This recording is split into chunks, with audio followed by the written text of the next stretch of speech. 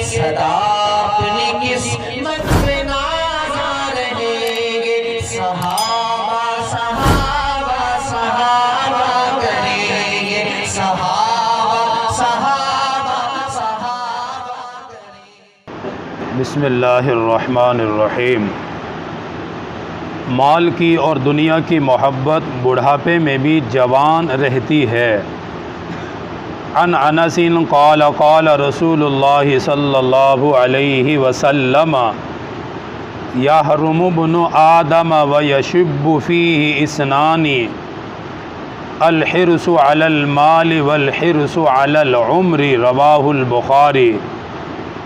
हज़रत अनस बिन मालिक रज़ियल्लाहु ताला अन्हु से रिवायत है कि रसूलुल्लाह सल्लल्लाहु अलैहि व आलिहि वसल्लम ने इरशाद फरमाया, आदमी बूढ़ा हो जाता है और बुढ़ापे के असर से उसकी क़ुव्वतें कमज़ोर पड़ जाती हैं, मगर उसके नफ्स की दो खसलतें और ज़्यादा जवान और ताकतवर हो जाती हैं। इरशाद फरमाया, उनमें से एक दौलत की हिर्स है और दूसरी उम्र की ज़्यादती है। बुखारी शरीफ में यह हदीस मुबारका मौजूद है, जिसका मतलब यह है कि तजर्बा और मुशाहिदा शाहिद है कि इंसानों का आम हाल यही है और उसकी वजह भी ज़ाहिर है।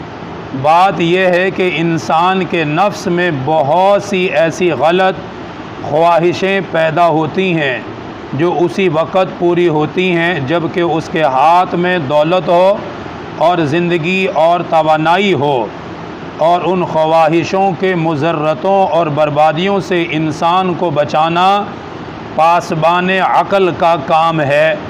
मगर बुढ़ापे के असर से जैसे दूसरे आज़ा कमज़ोर हो जाते हैं, इसी तरह इंसान की अक़ल भी कमज़ोर पड़ जाती है। तो उन ख्वाहिशात पर अपना काबू और कंट्रोल रखना इसके बस की बात नहीं होती, जिसका नतीजा ये होता है कि आखिरी उम्र में बहुत सी ख्वाहिशें हवस का दर्जा इख्तियार कर लेती हैं और उसकी वजह से उम्र की ज़्यादती के साथ माल व दौलत और दुनिया में ज़्यादा रहने की हिरस भी इंसान में पैदा हो जाती है।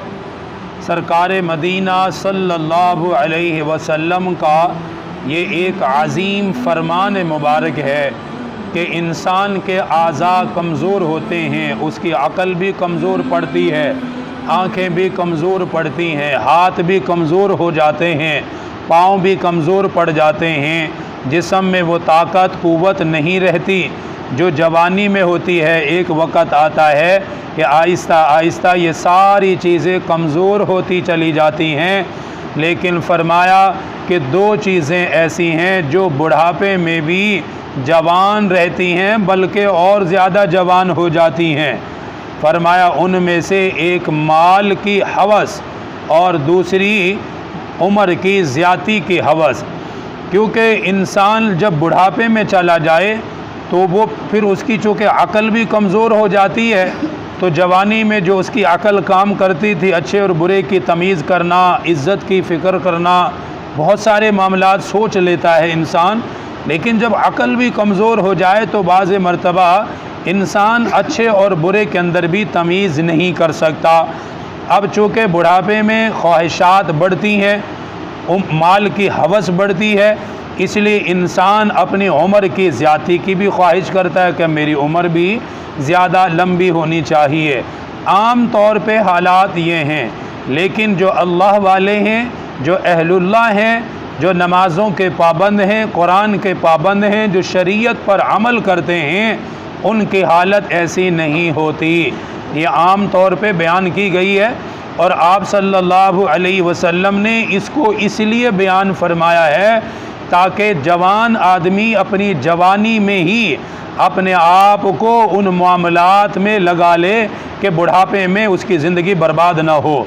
بعض مرتبہ ایسا ہوتا ہے کہ ہم یہ سوچتے ہیں کہ ہم ابھی تو بہت وقت پڑا ہے، بوڑھے ہوں گے پھر نیکیاں کر لیں گے، پھر اللہ کو راضی کر لیں گے، بلکہ بعض مرتبہ بڑھاپے میں انسان اور زیادہ الٹ پلٹ کام کرنے لگ جاتا ہے، کیونکہ اس کی عقل ہی خراب ہو جاتی ہے، اس کی عقل میں اچھی اور بری چیز کو فرق کرنے کی صلاحیت ختم ہو جاتی ہے۔